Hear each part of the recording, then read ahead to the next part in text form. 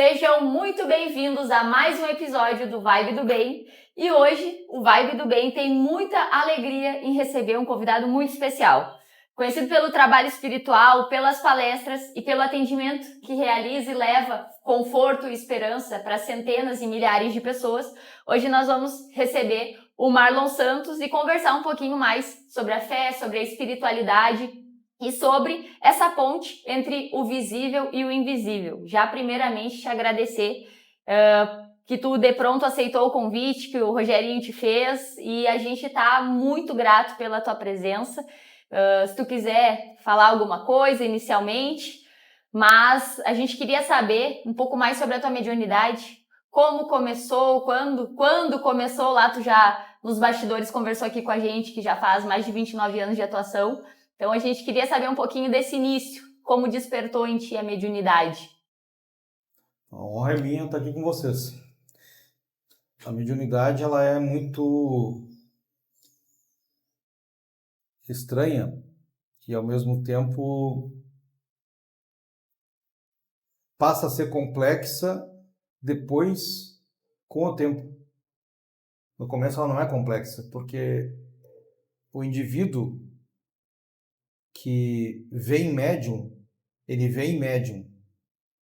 Ele ou é médium, mas ele vem médium. Não sabe, mas os sinais são evidentes. São sempre evidentes. Os sinais são evidentes porque é uma das formas que a espiritualidade tem de falar sem o filtro biológico. E então, coisas começam a acontecer. Não é estranho para o médium. Nunca é. Só passa a ser estranho quando ele começa a falar com algumas pessoas e começa a ver que os outros não têm a mesma habilidade ou não vivem na mesma vibe que ele. Foi o que aconteceu comigo. Eu não sei porquê, mas eu tive a condição pessoal de entender, mesmo com a minha tenra idade, com a minha estúpida ignorância de matuto do interior, com menos de 3 anos eu já entendi alguma coisa de que eu tinha que esconder isso. Uma boa parte do tempo. Eu escondi. Quando eu comecei a ver que os outros não participavam da mesma coisa, por alguma razão eu parei de expor isso e expus muito pouco. E até hoje eu sou assim. Tanto que o Cláudio, que está aqui me acompanhando agora, o deputado Cláudio, ele andou 20 anos comigo e provavelmente a gente não falou de espírito 10 vezes. Eu não falo, eu não dou entrevista, eu aprendi a me recolher cedo. Não toco no assunto com quase ninguém. Estudo muito. Estudo muito, por exemplo, a questão da invisibilidade é uma coisa que eu não acredito. Porque eu estudei muito para saber que história é essa do espírito ser invisível, mas ele existe. Então o que existe não é invisível. Depois a gente pode tocar no assunto. Claro, sim, com certeza. Mas no começo era isso, é aquela coisa de... Eu aprendi a esconder cedo aquilo que eu sabia que ia virar em agressão contra mim. Porque eu via o meu pai, naquela época, debochando desse tipo de coisa. E eu percebi desde cedo que não seria uma boa eu ficar tocando esse assunto para frente. Mas aí, claro, aí começaram coisas assim inevitáveis, né, de serem percebidas, como porta se fechando sozinha, maçaneta mexendo sozinha, batida na porta da casa, coisa escandalosa assim, que o meu pai, inclusive, chamava padre lá em casa para benzer a casa. Exorcizar. Por pouco não exorcizaram. Aí eu tive uma ideia de dizer que eu ia querer ser padre, então aquilo mudou muito. Também naquela época já mudou muita coisa. Mas era muito difícil de conviver com eles, com um catolicismo exagerado dentro de casa. E pouquíssimo conhecimento. O livro que eu tinha, que eu podia ler, desde que eu comecei a ler, era a Bíblia. E depois tinha um livro também que era vendido pela Igreja Católica, que era a história de João Paulo II. Que como eu li o livro umas 30 vezes, eu sei de cor e salteado o livro até hoje. Teu CPF. Meu ídolo. Eu Meu ídolo é Papa João Paulo II. Mas... Tanto que eu fiz teologia depois. A minha terceira faculdade é teologia. Puxa. Legal, né? A última agora, que eu estou fazendo agora é fonoaudiologia. Mas eu me formei em biologia antes. A fonoaudiologia é por gostar, assim? Sei lá. Essa eu não sei. Eu não sei porque, na verdade, eu estou aproveitando cadeiras que eu fiz em outras faculdades e eu tenho uma paranoia com tal de ronco. Eu ronco pouco, mas quando fico com o pescoço amassado no travesseiro. Mas isso é uma coisa que sempre me angustiou. De ver pessoas se deparando com ronco e não conseguir melhorar. E eu desconfio que é alguma coisa relacionada à área de fono. E o meu TCC vai ser por aí. Que legal. Mas vai ser a minha sexta faculdade. E normalmente não é uma... Não vou trocar de assunto, né? Mas normalmente não é a área que a fono, acho que ela estuda muito essa questão. Não vi nada até agora. Mas é porque fica aquele melindre, né? Entre o otorrino, o fono, e fica aquele meio de campo ali. E até hoje ninguém resolve o problema do sono, do ronco, aliás. Sim. Então isso é uma coisa que eu gostaria e vou aprofundar o estudo nesse sentido. Mas, então desde logo eu vi que a coisa seria horrível para se expor. Depois uma senhorinha teve uma ideia de me ensinar a benzer. E aí, porque ela via em mim o que estava acontecendo. E ela me alertou sobre várias coisas, Dona Otília. Ela me alertou sobre várias coisas. Depois uma senhorinha que bebia muito, muito, muito, muito. Foi uma grande amiga que eu tive. Era funcionária de uma fazenda próxima da casa nossa no interior, a Dona Zilá. Ela que me apresentou os livros do Kardec. Eu indico para qualquer pessoa.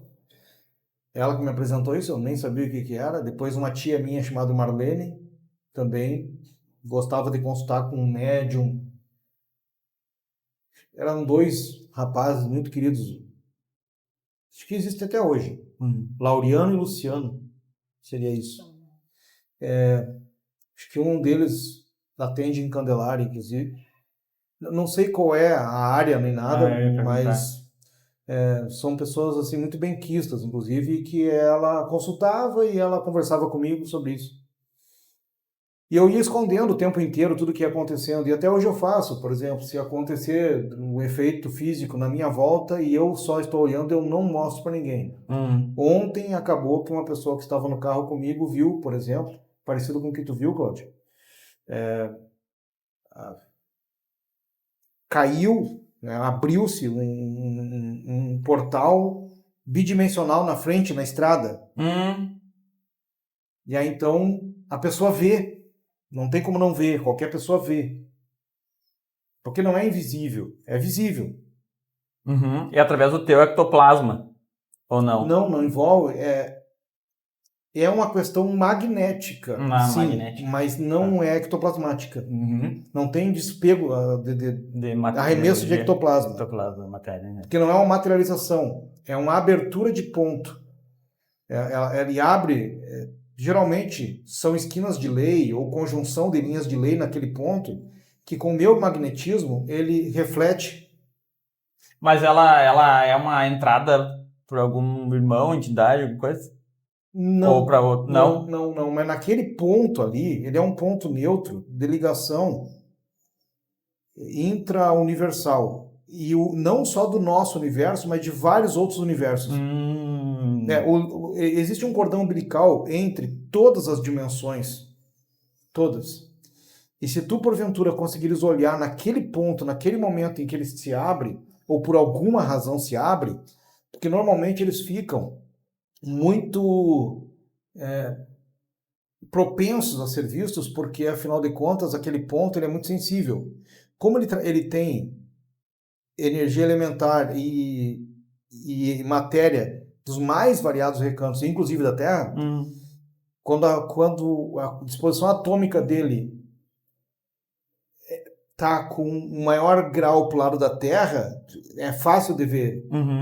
E se ele se abre numa linha longa, acontece como aconteceu com o Cláudio, por exemplo, que chegou a ver um ônibus de uma outra dimensão passando na nossa frente, de noite. Bah. Era tu e o Vinícius que estavam juntos, Vinícius Coleto, né? E o Ari. Susto é grande. Nem dá tempo de se assustar. É muito rápido. É muito rápido. Nem dá tempo de se Mas assustar. esses portais, por exemplo, que se abrem, que acontece, ele é uns locais específicos?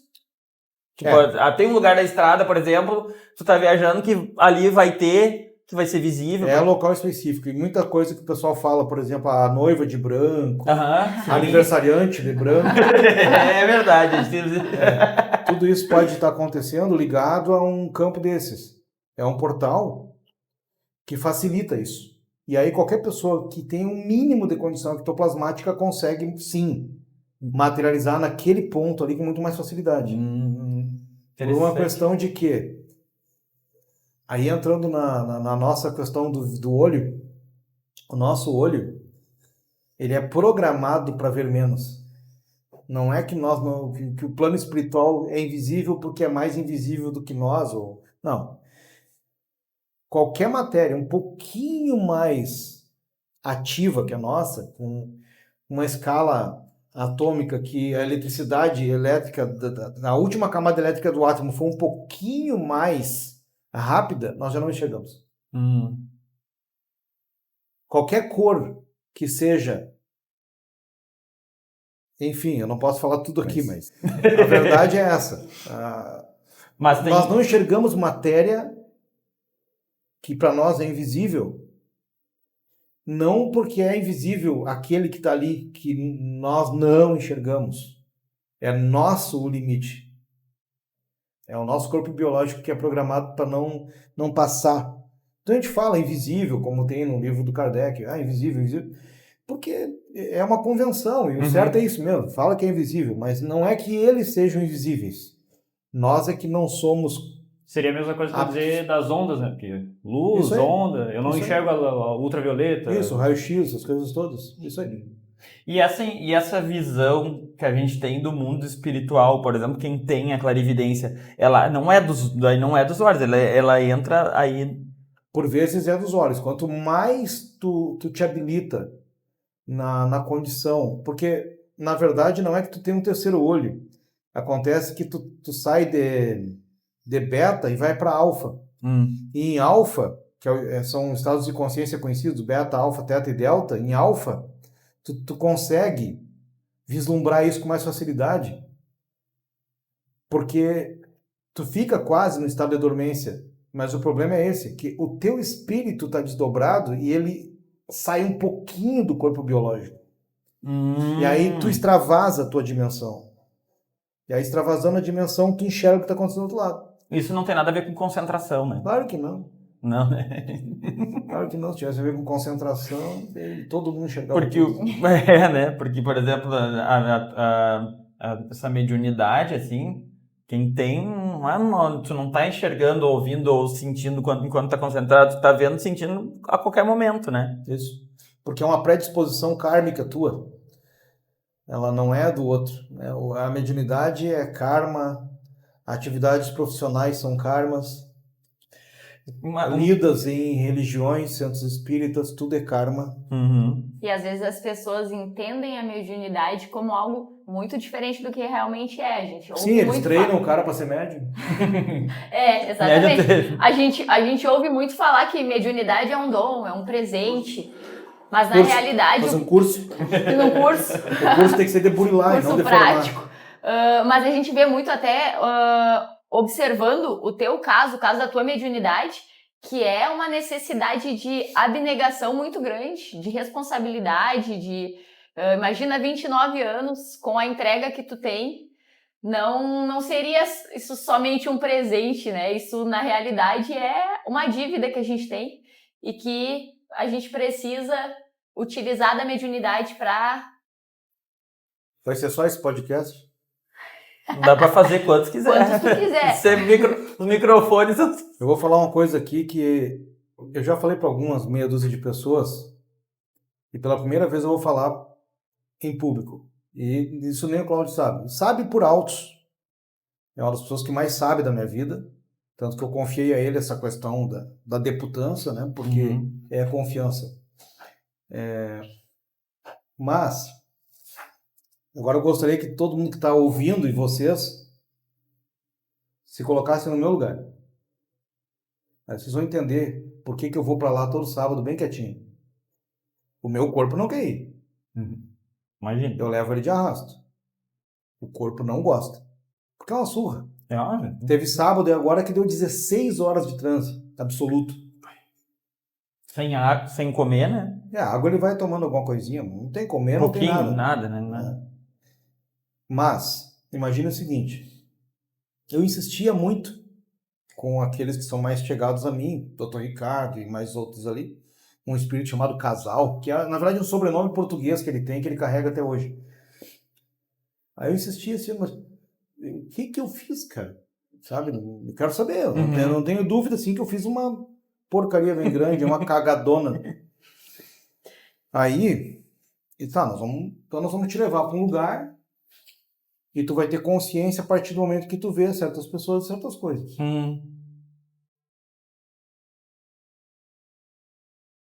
E aí eu cheguei num determinado lugar, no plano espiritual, e aí tinha um moço, ele estava parado perto acho que era uma árvore aquilo, eu não sei, porque no plano espiritual é tudo muito parecido com aqui. Na verdade, o nosso plano terreno, ele é uma cópia de outros lugares. Colônias. Ele é uma cópia. Eles pegaram a mesma matriz e trouxeram para cá e confeccionaram nessa matéria, nesse modelo atômico aqui. Aí então eu comecei a olhar aquele moço e me veio uma lembrança. E aí aquela pessoa que estava do meu lado, porque lá, essas entidades aí, Dr. Ricardo, Casal, e um outro lá, eles se retiraram. Eles deixaram eu com essa outra pessoa que seria o meu confrade, assim, tipo, na maçonaria, sabe? Tem o cara te guiando ali. Aí, uma pessoa, assim, de um perfume maravilhoso, uma voz masculina, e ele... Tá vendo aquele rapaz ali? Tô vendo. O que ele te lembra? Eu comecei a observar ele, ele me olhou. Eu não sei definir que tipo de olhar era aquele até hoje. Eu posso dizer para você assim, ó, eu não choro por nada. Mas só de me lembrar, o olho já fica marinando. E vocês vão entender agora e vai acontecer com vocês também. Eu comecei a olhar para aquele rapaz e aí ele me olhou com um olhar sereno, mas de uma angústia misturada assim com alguém que te perdoou, mas que não entendeu nada. E aí eu lembrei da cena em que eu, comandando determinado grupo de uma soldadesca num lugar da Europa, eu lembro que eu mandei cortar o braço dele.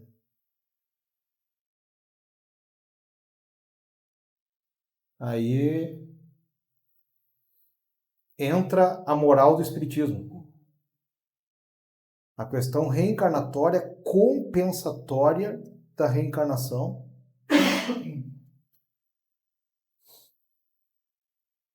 E aí tu vai te colocando no meu lugar. E aí tu vai vendo assim, só um pouquinho, tio, eu fui Deus dessa pessoa aí. Eu arranquei um braço dele, cara. Eu inutilizei ele aos 17 anos. Na encarnação dele. Por pura deliberação. Poder, né? E a cena veio toda, eu lembrei de tudo, quando ele me olhou, porque foi o mesmo olhar que ele fez quando eu autorizei a tirada do braço dele. A mesma coisa. E aí começou a passar o filme daquilo que eu fiz, mas de tudo aquilo que aquele cara deixou de fazer por minha causa. Que mudou a vida, né, dele. Mudou a vida, mas um miserável que vivia num arrabalde no século XVIII, que precisava fazer coisa para a família comer, cara. Se esforçar o dobro do que qualquer outra pessoa, né, para ajudar a família. E a lei de causa e efeito, ela não falha, né? Mas faz de conta que tu é eu agora. Que aqui ninguém é diferente. Não, com certeza não. Mas faz de conta que tu é eu. E aí vem essa coisa toda de tu ter prejudicado alguém por pura deliberação própria. Tu ter a chance de dizer assim, não, deixa o cara, ele vai lá, vai embora. Né? Vamos dar uma varadinha nele aí, ele vai embora. Não, corta o braço do cara. Por que tu fez? Porque eu podia e eu quis fazer. Exatamente. Então, é aí que vem o karma resultante. Que parece fácil falar isso, mas não é. Não, capaz. Não é fácil porque depois tu adquire, então, a consciência do que tu tem que fazer para sanar isso. Porque, além de tudo, tu põe aquela criatura numa condição que, por mais que ela te perdoe, a tua consciência não te salva. E é preciso repor isso. Não para ele. Não para ele. Mas para Deus. E ali eu adquiri uma outra sabedoria. A gente não tem que fazer as coisas por causa do outro. E mesmo quando a gente está escondido, a gente tem que ter um mínimo ético e um mínimo de vergonha na cara de saber que se tu está fazendo alguma coisa e não tem ninguém por perto, Deus está te olhando. Tá? E nessa situação daquele rapaz, eu fiquei paralisado. Eu não consegui dar um passo para frente para pedir desculpa para ele. Eu via que ele não queria desculpa, mas eu via que do jeito que ele me olhava, ele fazia rebrotar em mim toda aquela coisa desgraçada de ter tirado o braço do cara, meu. E ainda os caras, os soldados chutavam o braço dele. Isso foi só uma amostra, né? Foi só um vislumbre. Mas eu não quis passar dali. Poderia ter mais. Eu não quis. E Aquilo eles ali... respeitaram. Porque seria muito pior. Porque quando tu foi comandante de guerra, esse tipo de coisa é um absurdo. Esse Netanyahu, aquele pessoal do Hamas, esses presidentes americanos, esse pessoal não tem noção do que eles fazem. Eles não têm a mínima noção. E não é só eles. Eu sempre digo pro Cláudio o seguinte, no fundo, foi muito importante ter saído da política, porque a política brasileira ela é uma agregadora de karma. É por isso que o Brasil vive essa coisa pandêmica de um resgate sem fim. Qualquer prefeito brasileiro que estão falando aí que mataram não sei quantos mil pessoas em Gaza, né? Eu nem sei quantas pessoas, mas qualquer prefeito mata mais que o Netanyahu no Brasil. Qualquer pessoa do Ministério Público, eu estou falando religiosamente para os membros do Ministério Público que estão nos assistindo, mas todo aquele que tem o poder de embargar ou de comprar no poder público, abra o olho, porque vocês estão adquirindo um miasma kármico que não tem precedente. Eu vi isso da seguinte maneira. Eu abri uma licitação de medicamento em Cachoeira, quando fui prefeito. Abri a licitação. A licitação para comprar medicamento para pressão alta, questões cardíacas e de diabetes. E simplesmente começaram a entrar com recurso. Uma empresa entrando com recurso, outra entrando com recurso, e eu tive que autorizar a compra no balcão da farmácia.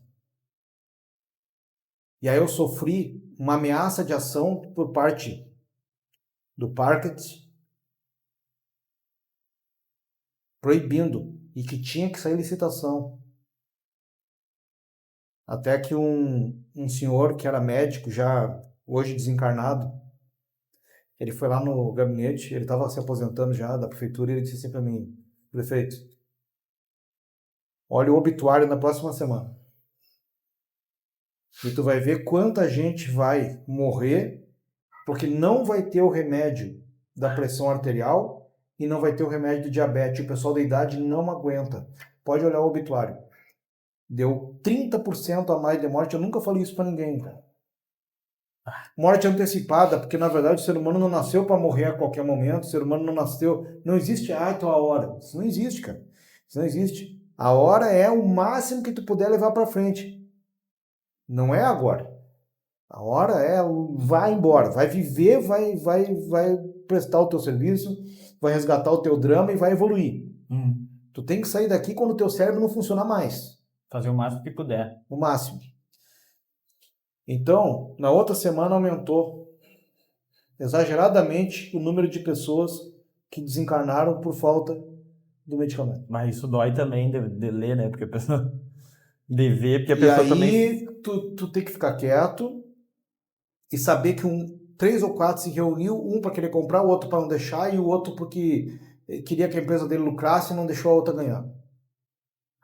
E aí é uma mortandade de gente que não consegue ter o medicamento, que não consegue comprar porque é muito caro. Então a gente fica falando do outro bombardeando o Hamas e acertando o palestino, mas na verdade aqui a gente faz igual.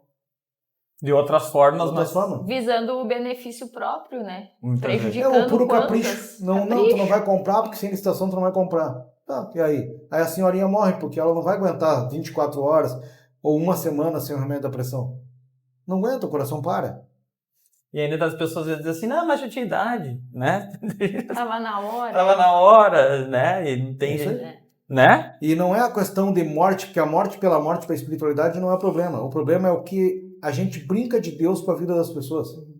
E aquele olhar daquele rapaz lá, eu ainda não me sinto resgatando o suficiente para compensar o que foi feito para ele. Agora o restante eu não quero nem ver.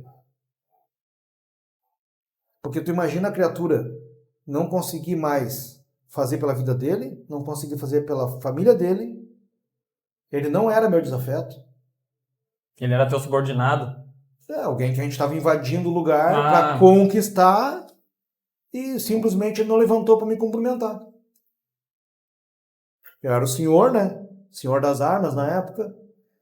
E aí os soldados começaram a botar pilha, tá? Mas o cara não te levanta para te cumprimentar. E todo mundo levantava e baixava a cabeça. E será que com o tempo, isso aí era coisas que, não sei que século foi, não sei que ano foi isso, né? Mas essas tipo de selvageria acabou por um lado, né? Mas ainda segue. Tá pior agora porque é mais bem elaborada. Agora ela, além de tudo, muda uma narrativa e todo mundo tem razão. Todo mundo tem razão. Todo mundo é dono da verdade. Então tá pior. Tá muito pior. Eu não sei qual o ponto que eu tenho que atingir para fazer com que eu mesmo entenda que aquilo que eu fiz para ele se estabilizou. Os registros acásticos mostram que eu tenho muito o que fazer. Não sei se nessa ainda, talvez em outra, mas... Mas nós temos, assim, uma estimativa de, por exemplo, lá do centro de pessoas que já foram agraciadas com tratamento. Não tem nem noção, né? Não, eu não conto. Não é algo que... Não é quantia. Mas imagino, né? É um povo, né? Não é qualquer romaria que bota 30, 40 ônibus por sábado numa cidade. Imagina, é coisa assim... Então, tu imagina quantos ônibus por mês... E esse resgate, por exemplo, eu não sei, porque tem assim, uma conversa com o doutor também, do doutor Ricardo, com certeza sim, né? Ele minimamente possível. Minimamente possível. E quando ele quer. Ah, tá, mas, por exemplo, ele tem também um resgate, né? Ele tá aqui todo sábado, por exemplo, também. É um grande grupo de pessoas que fizeram essa batalha aí junto, não satisfeitos ainda, vieram para fazer um resgate. O único que se escapou foi o Kardec. Então é um grupo que... Isso é outra revelação também. O Rivail, inclusive, mudou de nome. Ele puxou o nome lá de Da trás. outra encarnação dele, né? Ele sabia que a consciência seria melhor quando ele buscasse esse outro nome, até para evitar algumas dilacerações e tal.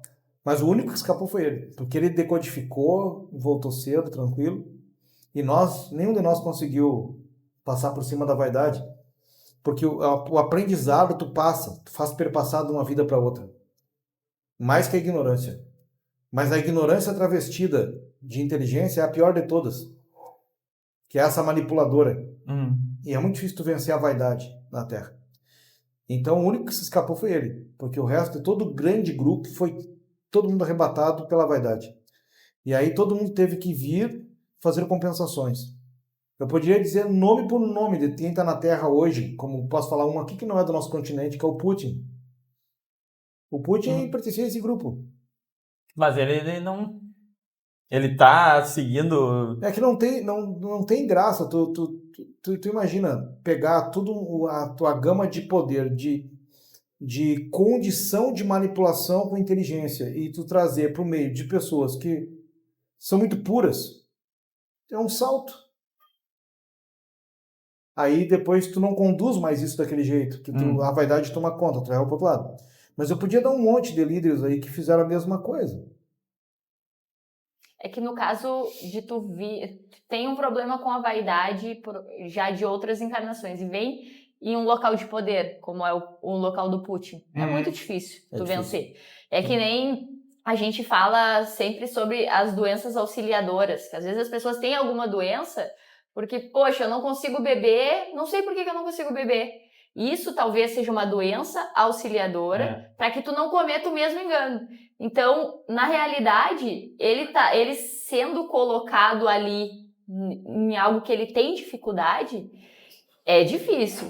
O ideal seria realmente ele ser colocado... porque ele cai automaticamente no local que ele não conseguiu passar. Que ele não conseguiu passar. Eu acho que seria mais fácil se a pessoa fosse colocada em um local em que ele não tivesse Não, ele não vence a prova. Esse é o problema. E a vaidade tem um outro detalhe. A vaidade é a única coisa que faz com que tu te sinta um indivíduo, o que é muito importante para a evolução pessoal, né? Os psicólogos sabem disso, que se tu desmonta a vaidade da pessoa, tu também estoura a personalidade dela. E nem todo mundo suporta essa fragmentação nessa passagem. É muito difícil isso. Então a linha que separa a vaidade benfazeja, que é aquela que te segura como um indivíduo, porque, por exemplo, quando tu vai pro espelho, pô, mas esse cabelo assim me deixa mais bonito, eu sou legal, isso é a vaidade. É uma vaidade que não é incômoda, mas é uma vaidade que te faz ver que tu é um indivíduo. Mas a vaidade é aquela que te corrompe, ela tá muito próxima dessa aí. E aí é o problema certo. Então teria que ser mesmo E tem que ser lá, porque se não for, tu não passa a ponte. Então, quando tu tá ali, é uma coisa chinela. Por quê? Tu tá emprestando o teu corpo para alguém que é muito superior a ti. Isso é óbvio, né? O mais dramático, o mais burro, o mais tacanho vem como médium. E os outros vêm para usar a tua estrutura. E ao usar essa estrutura, eles te provam que tu não tem condições, por exemplo, de andar sozinho. E também te provam que tu tem que lidar para o público, mas tu não pode estar exposto ao público, porque pode reacender em ti a condição manipuladora. E além disso, a questão de que o médium curador, o Trigueirinho falava isso, o Trigueirinho, para mim, foi uma das pessoas mais esclarecidas que o Brasil teve nesse sentido, mas ele elevava muito a vaidade do médium, e ele tratava de médium curador. Não é o médium que é curador, mas o corpo do médium, ele vem com várias modificações, principalmente feromonais. E aí o que vai acabar acontecendo?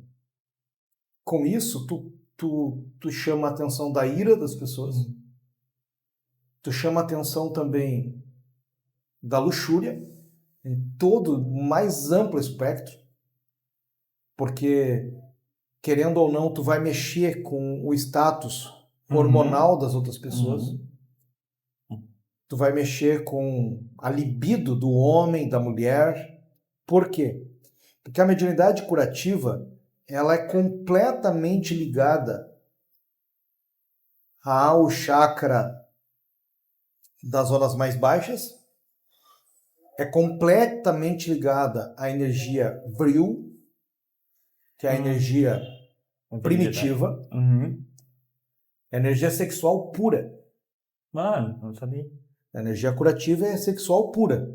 É a que faz o espermatozoide se mexer, é a que faz o óvulo cruzado da trompa para o útero. É aquela energia ali que é manipulada junto com o ectoplasma. Então, o médium desse tipo, por certo, não pode ser consciente. Durante o estado de transe todo.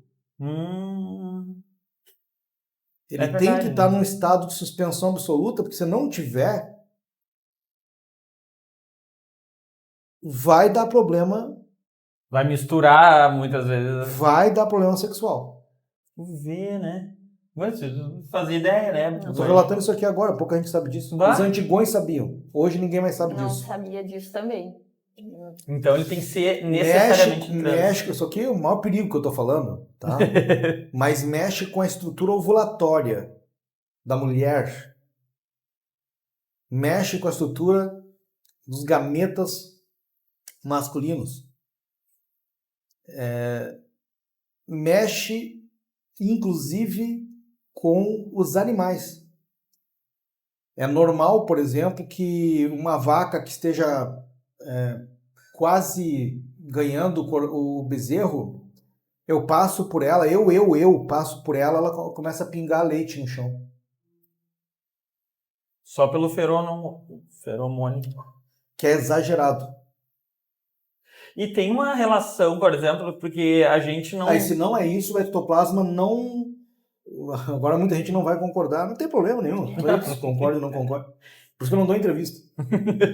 Mas o ectoplasma, ele só consegue migrar, por exemplo, para a cura ou para a materialização do espírito justamente pela vibração, que é bem, bem baixa.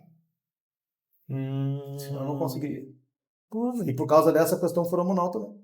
E tem uma coisa, e é a maioria das vezes, o que eu vejo, a maioria dos médiuns curadores, né, que a gente tá falando, são homens, né? Eu nunca vi mulher, por exemplo, que... Tem muita mulher. Que faz cirurgia, que eu digo assim, com corte, por exemplo, com uso de objetos, assim, com físicos, né?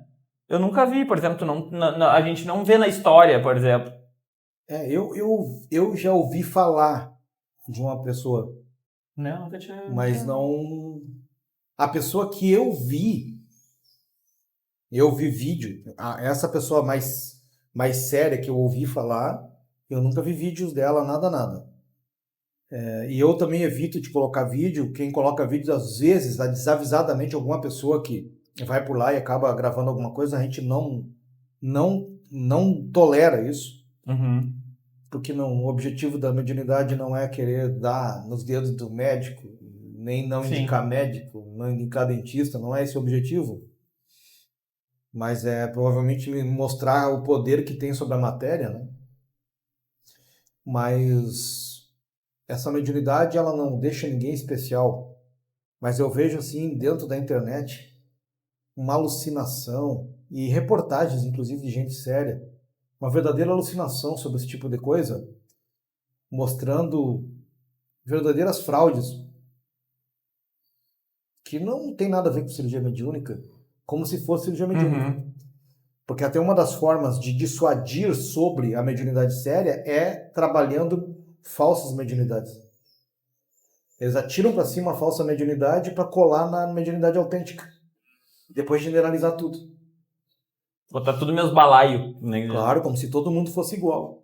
Isso dificulta muito o trabalho, né? Porque muitas pessoas Claro, tem muita gente séria que entende o trabalho que é realizado no Centro Mediúnico, mas tem muita gente que fala muita besteira e inclusive espalha isso para as outras Sem pessoas conhecimento nenhum de sem causa. ter nenhum conhecimento nem sobre a tua mediunidade nem sobre o trabalho que é realizado no centro, né? E sem falar o misticismo que se cria, né? As histórias que o povo conta. Eu nunca fui, mas a tia da minha irmã foi e disse que aconteceu tal coisa. Uhum. E aí tu tá morando na cidade e quando a pessoa me fala, diz assim, vai lá e vê.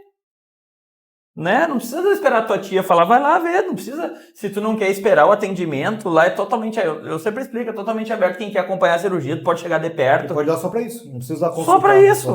Sim, tem gente que precisa, né? Precisa ver. Não acredita, né? Às vezes vai só pra isso mesmo, né? Vai por curiosidade. Pra ter aquela, pra ter a prova, ver pra entender. de repente. E o corte é pra isso, né? O corte é só pra mostrar mesmo que realmente, porque a espiritualidade, o doutor, ele não precisa fazer, ele faz muita cirurgia quando tá na maca deitado ali, já tá sendo operado. A imensa maioria, né? Sim. É assim, é puramente espiritual. Não, então é uma coisa assim que eu aconselho, porque tu morar em Cachoeira, tu ter esse benefício na cidade, né? Eu aconselho que todo mundo deveria ir lá pelo menos conhecer. É uma experiência que eu jamais vou ter. É verdade. Mas a pessoa que quer ter uma experiência religiosa, embora não seja uma religião, vai lá não com o olho de quem quer crer e nem descrer. Vai lá simplesmente, para ali. Fala com alguém da casa, olha, eu não quero ser atendido, só quero ficar observando. Inclusive, isso aí é uma questão que eu admiro muito, a organização lá, né? Que é natural, né? Porque as pessoas se agregam lá, ninguém é escalado para nada. Não, e outra coisa também que eu vejo lá, eu cheguei lá eu fui com meu pai, que precisava realmente ir, né? Com problema de joelho, que também melhor. Eu fui com ele lá só para acompanhar mesmo. Passamos o dia, tu não vê passar a hora. Uhum. É porque é uma energia, né?